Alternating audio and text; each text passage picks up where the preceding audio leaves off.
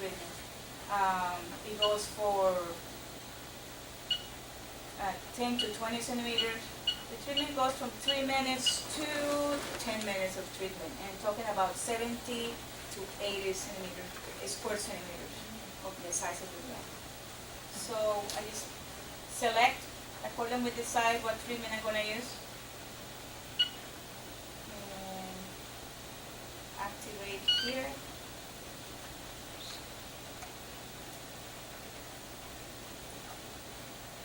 Working. Okay, so it's going to create a really nice mist. The idea with the mist is that the ultrasound transmits to the mist, and it goes to the bone. And then you go into about 1 inch away from the wound bed. And you stay for the time. Then after whatever time you put it on, then you can also put more saline solution in it.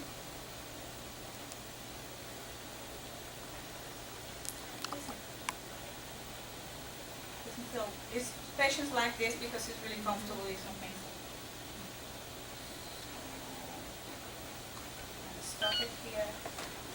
Stop it here.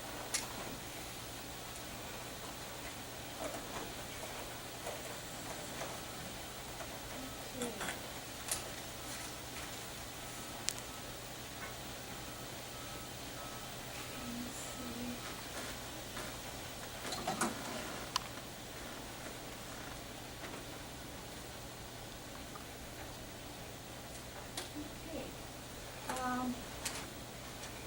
The last part is in the handouts, and I have all kind of stuff for you guys to see. It's about venous ulcers. They're caused by venous hypertension and venous insufficiency. And pretty much the idea is, if we think about arteries and veins, the arteries get the blood from the heart and distribute to the organs, to the lower extremities. The veins, they connect with the capillaries, and the veins bring the blood towards the heart. From the legs up, the veins are valves that are oriented in one direction, so keep the blood going up to the heart and not coming back down. When those valves become insufficient, then we start having swelling in the lower extremities, and that's what we talk about venous insufficiency. Usually those ulcers are in the medial part of the leg, close to the ankle.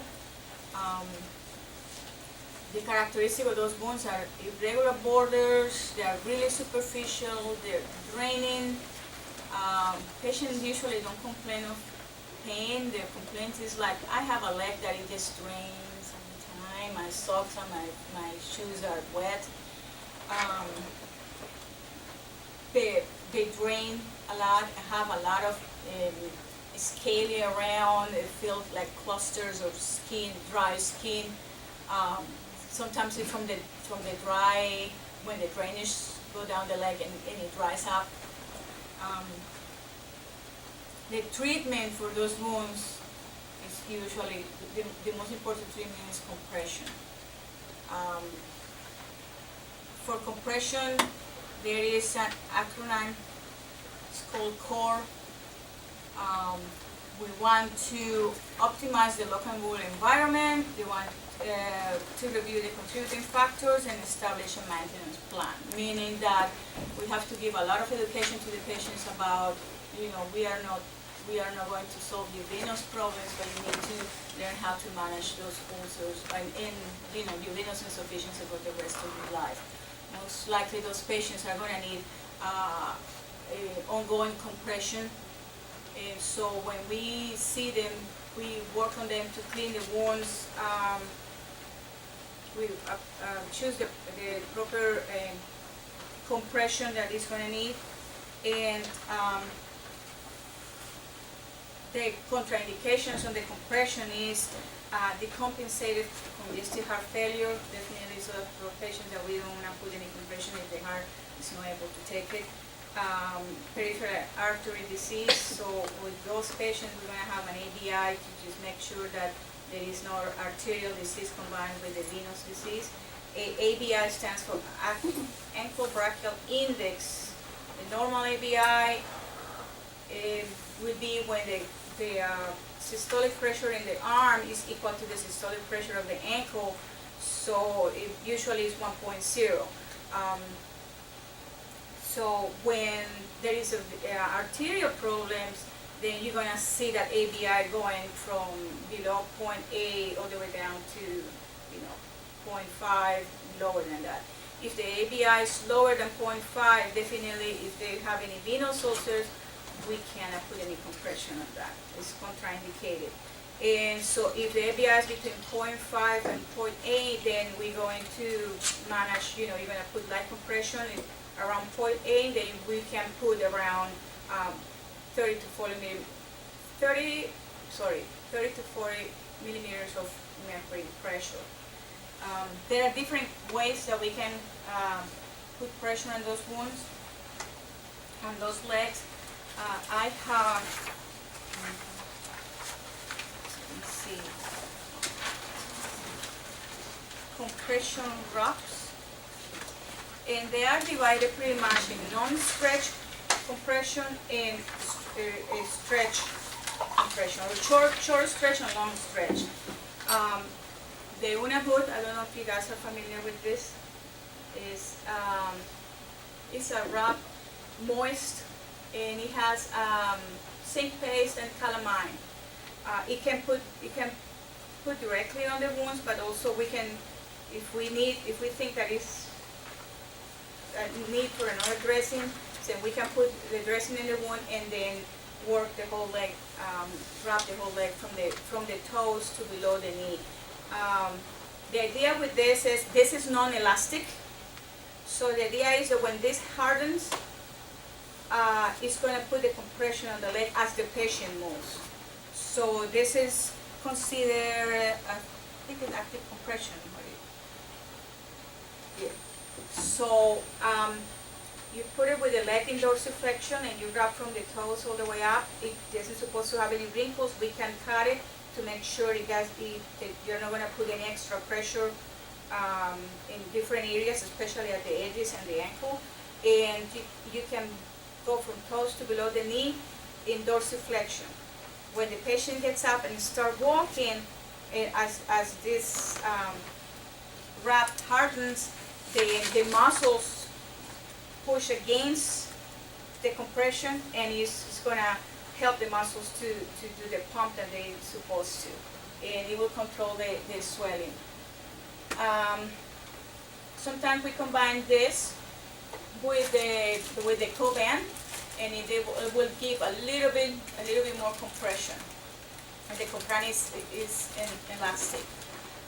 We have the long stretch compression, and it's step Pro 4, the multi-layer compression, and we have two kinds, the Pro 4 Lite and the Pro 4, the regular Pro 4 is 4 layers.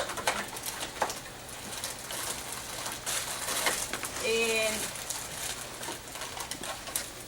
this one that goes directly to protect the wound. We have, this is non-stretchy, it's just for comfort around, I'm sorry, this one. It's like a cotton, just to protect, to give comfort to the leg. This one gives a little bit of stretch. Then this one is the stretchy one, and these two are the ones who give the compression. Usually when we do the compression, we overlap 50%. So if you put 2 layers, then you're having 2 layers. If you overlap 50%, you got 2 layers of compression. And as you keep getting another layer, the compression is going up. This can put between 30 and 40 millimeters of compression in a wound. Once the edema is controlled with this, and we can measure the patient for stockings, so they can put themselves, and then eventually they were able to manage the edema. So that's pretty much the idea for compression for venous ulcers. You guys have any questions? Do you need the wound to be healed before you put compression? With the wraps, no. As what we do is they come see us like 2 times, 3 times a week, depending how much drainage they have. We clean the wounds. We do topical antibiotics or whatever they need to, and then we wrap with this compression. And they're supposed to leave them alone until they come back the next visit. And then we're measuring, measuring leg circumference. And the wounds are gonna be, once they heal, then we can measure for the permanent compression that they're gonna have with the compression stockings. There is a video. I don't know if I have time. Oh, you're done. Well, I had a video for the Circades. There are new compression stockings that they are like Velcro that is open. Most of the time, the complaint that the patient have is the compression stockings. If they are 30 to 40 millimeters of mercury of compression, they are really hard for them to put them on, and they are usually non-compliant with that because it's just not. But this called the Circade is open. And then you put Velcro straps around, and there is a measurement gauge that you can measure according to how hard you compress. You know how much compression you are getting, and so they're easy to wear. I have a video, but it's already 1 o'clock, so. I'll put the video on the. I am putting